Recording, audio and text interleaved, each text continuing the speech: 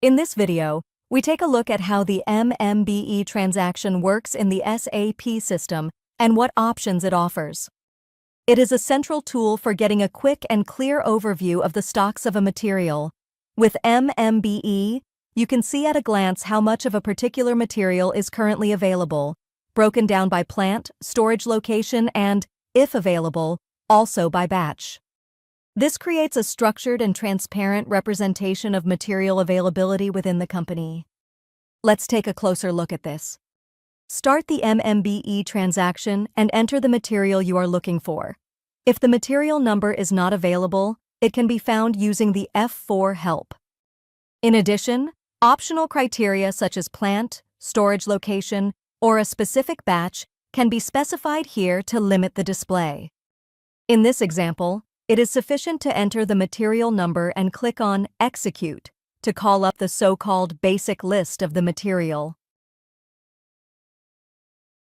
In the results display, we can now see the stocks of the material broken down according to various criteria. Of particular relevance here is the unrestricted use stock, which shows how much material is actually available without restriction. These stocks are sorted by plant and storage location, providing a clear overview of the distribution within the organization. Other stock types such as blocked stock or stock under quality inspection are also visible if they exist.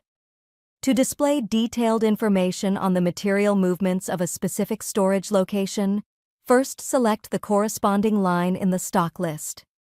Use the Environment Material Movements menu bar to switch to transaction MB51, in which all movements and postings for the selected material can be tracked. In addition, further information can be called up via the Environment menu, for example, open purchase orders that are linked to the material. MMBE therefore not only provides an overview of current stocks, but also of related processes in materials management. The MMBE transaction offers a simple and effective way of displaying stock data transparently.